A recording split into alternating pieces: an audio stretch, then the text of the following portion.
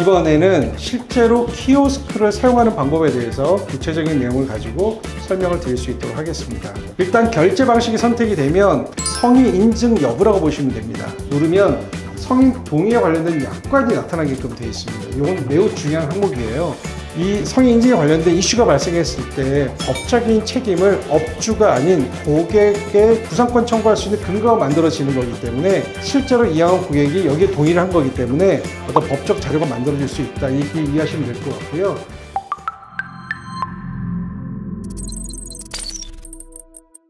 안녕하십니까. 무인연구소 김용수라고 합니다. 오늘은 그동안 많은 분들이 궁금해하셨던 그 무인관제 핵심인 키오스크에 대해서 좀 상세하게 좀 설명드릴 수 있는 시간을 갖도록 하겠습니다. 키오스크를 이용하는 고객분들은 크게 두 가지로 나눌 수 있을 것 같습니다. 가장 비중이 높은 예약 고객 부류가 있을 것 같고요. 또 워크인으로 오시는 방문 고객이 있을 것 같습니다. 여기에 대해서 오늘 간단하게 설명을 드릴 건데, 보시면은 보통 예약 입실, 그 다음에 예약번호 입력, 체크인 완료, 그 다음에 방문 고객은 대실 숙박을 선택, 그 다음에 결제 방식 선택, 그리고 신분증을 검증하고 이제 체크인이 되는 이런 구조로 진행이 되고 있습니다.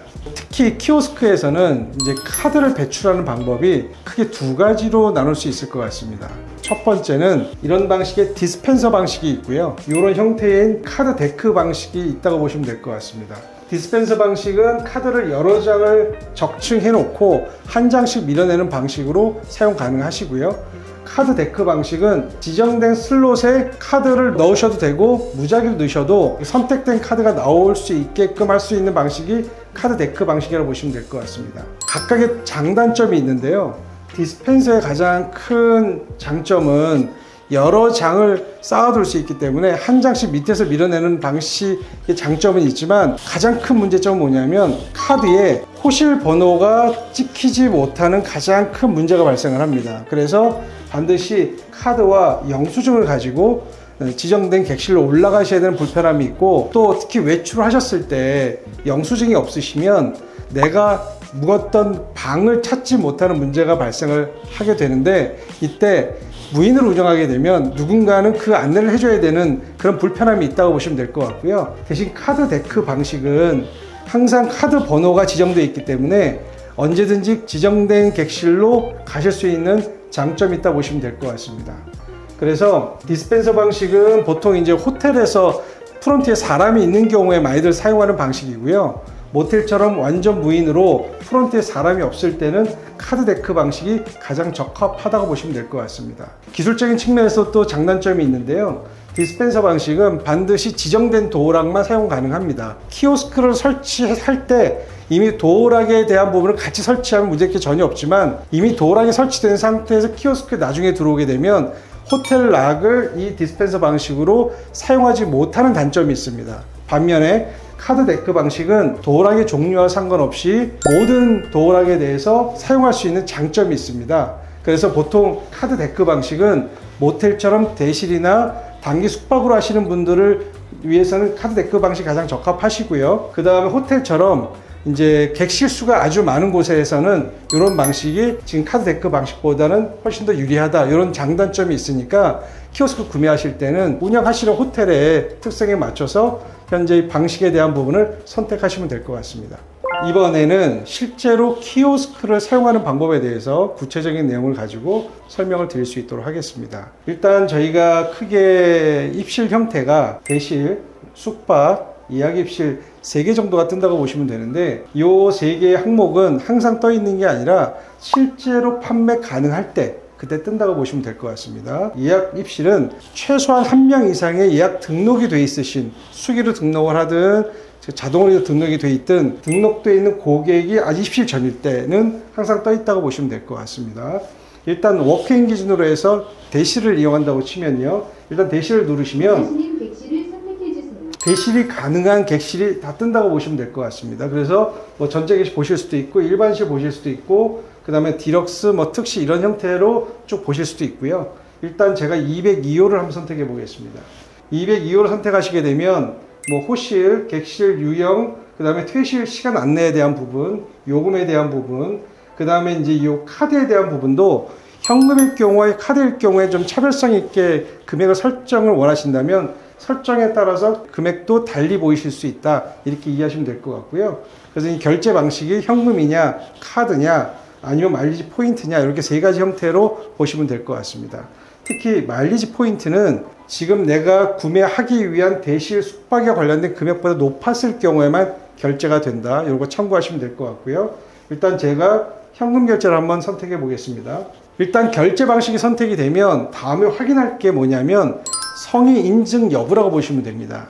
보통 성의 인증이 제가 이제 여러 차례 말씀을 드린 내용이지만 성의 인증이 잘 돼도 문제고요, 안 되면 더 큰 문제고, 특히 숙박업소에서는 성의 인증이 뜨거운 감자라고 보시면 될 것 같습니다. 그래서 사실 성의 인증은 안 할 수 있으면 가장 좋은데 불가피하게 할 수밖에 없는 법적인 테두리가 있기 때문에 중요한 거는 이 성의 인증에 관련된 법적 자료를 확보하시는 게 중요한 본질이다, 이렇게 보시면 될 것 같습니다. 여기에서 중요한 내용 중에 하나가 뭐냐면 일단은 내가 1인 입실인지 동반자가 있는 2인 이상의 입실인지를 선택하는 게 매우 중요합니다. 왜 중요하냐면 법적으로 내가 혼자 1인용 선택했는데 실제로 동반자를 내가 임의로 객실로 입실하시게 되면 그 책임이 업주보다는 이용한 고객한테 구상권을 청구할 수 있는 근거가 만들어지기 때문에 이 과정은 매우 중요하다고 보시면 될 것 같습니다. 이런 내용들 때문이라도 앞으로는 프론트에서 사람이 받는 거를 최대한 자제하시고 키오스크를 통해서 이런 법적 근거를 만들어 놓으시는 것이 운영하시는 데 있어서 중요한 포인트다, 이렇게 보시면 될 것 같습니다. 예를 들어서 제가 지금 실제로 둘이 왔는데 1인 입실을 제가 눌렀습니다. 누르면 성인 동의에 관련된 약관이 나타나게끔 되어 있습니다. 이건 매우 중요한 항목이에요. 이 성의 인증에 관련된 이슈가 발생했을 때 법적인 책임을 업주가 아닌 고객의 구상권 청구할 수 있는 근거가 만들어지는 거기 때문에 이 동의에 관련된 내용을 끝까지 읽어보고 성의를 하게 되면 실제로 이양한 고객이 여기에 동의를 한 거기 때문에 어떤 법적 자료가 만들어질 수 있다, 이렇게 이해하시면 될 것 같고요. 그 다음엔 신분증을 확인할 수 있는 단계로 넘어갑니다. 물론 이 단계는 항상 표시되는 건 아니고요. 신분증을 검사할 수밖에 없는 그런 어떤 입장에 있는 분들에 대해서 그렇게 진행이 되고, 일반적으로는 관제실이 있을 경우에는 이제 성의 인증을 패스할 수 있는 기능이 있습니다. 이거는 기계가 절대로 못합니다. 그래서 이 부분은 업주 대표님 또는 관리자가 하시거나 아니면 관제실 쪽에 위임을 하시거나, 이게 핵심이라고 보시면 될 것 같습니다. 일단은 성의 인증을 한번 시도해 보도록 하겠습니다. 일단은 신분증을 고객 인증 아이디 박스 쪽에 놓을 수 있는 공간이 있거든요. 놓으시게 되면 이렇게 화면이 뜨게끔 되어 있습니다. 신분증 인증을 눌러줬을 때 자동으로 얘를 스캔해서 인증하게끔 되어 있습니다. 보시면 인증이 돼서 성인 여부가 판단돼서 제가 결제를 하게 되면 이제 카드가 옆에서 튀어나오거나 아니면 디스펜서에서 카드가 나올 수 있는 구조로 되어 있다고 보시면 됩니다. 그래서 저희 아이쿠루 제품은 카드 데크 방식도 선택이 가능하시고 디스펜서 방식도 선택이 가능하십니다.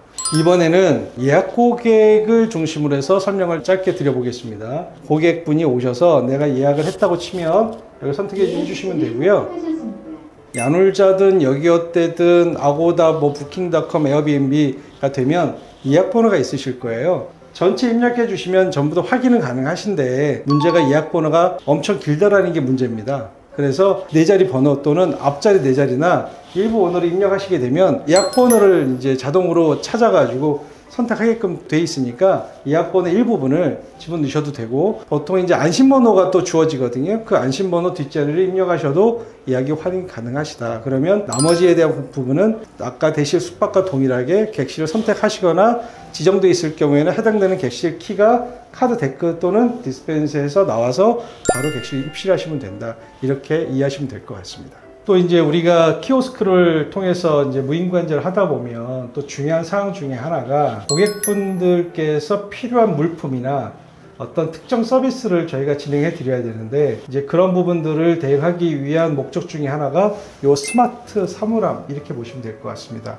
평상시에는 잠겨 있습니다. 이렇게 잠겨 있고 관제실에서 열어드리는 방법이 있고, 아니면 비번을 알게 되면 비번으로 여시는 방법도 있고, 관리자일 경우에는 카드 등록을 해서 여기다 카드를 대면 여시는 방법이 있습니다. 이제 키오스크 앞에서 어떤 특정 이제 사용하는 방법에 문제가 생기셨거나 도움이 필요할 경우에는 여기에 보시면 이 호출 버튼만 눌러주시면 관제실 직원이 바로 대응을 해드린다고 보시면 될 것 같습니다.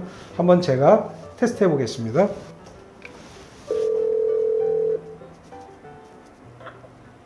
네, 쇼룸입니다. 네, 잘 들리시죠? 네, 잘 들리고 있습니다. 네, 감사합니다. 네, 감사합니다. 이렇게 관제실에서 상시 대기에서 고객과 직접 소통을 할 수 있다, 이렇게 이해하시면 될 것 같습니다. 많은 분들이 관제실과 어떻게 소통할 것이냐에 대한 고민들을 많이 하시는데 이런 방식도 있고요. 사실 지금 위에 보시면 카메라들이 몇 군데가 설치가 돼 있어요. 카메라를 통해서도 이제 관제실에서 모니터링이 가능하고 동시에 사실상 대화도 가능하다. 그리고 제가 한번 문을 한번 개폐해 보도록 하겠습니다. 이제 지정된 번호를 누르시게 되면 이렇게 문을 열 수 있다, 이렇게 보시면 될 것 같습니다. 아직은 쇼룸에 있는 장비이기 때문에 뭐 실제 물건이 존재하지 않지만 이 안에 여러 가지 비상 열쇠, 그 다음에 비품, 특정 여러 제품들을 두시고 안내해 드리면 관제 직원이 물건을 확인하고 이제 불출해 드린다, 이렇게 이해하시면 될 것 같습니다. 물론 문을 닫으시면 자동으로 다 잠기게끔 되어 있습니다. 오늘은 이렇게 그 관제에서의 핵심인 키오스크에 관련해서 우리가 좀 상세하게 살펴봤습니다. 중요한 건 뭐냐면 키오스크 기반으로 관제를 할 수 있어야 비용을 줄일 수 있습니다. 왜냐하면 이런 키오스크나 자동화 장비 없이 1:1 대면 관제를 하시게 되면 전체 관리하는 호텔 수가 줄어들기 때문에 관제 비용이 낮아지기 매우 어렵고요. 어떤 사람의 서비스에 대한 부분은 항상 굴곡이 생기기 때문에 표준화된 어떤 서비스의 질을 유지하기가 쉽지 않습니다. 그러니까 그런 걸 고려하셔서 관제를 선택하실 때 키오스크 기반의 이제 무인 자동화 관제를 하시는 게 중요한 요소 중에 하나고요. 그렇게 할 수 있어야지만 24시간 관제가 가능합니다. 만약 대면 관제를 하시게 되면 낮에 가장 많은 고객들이 접근하실 때 대응하는 게 상당히 어렵습니다. 결국은 관제사 직원분들의 리소스가 투입이 많이 될수록 비용은 높아질 수밖에 없기 때문에 그런 부분들 고려하셔서 이 선택을 잘 하셔야 될 것 같습니다.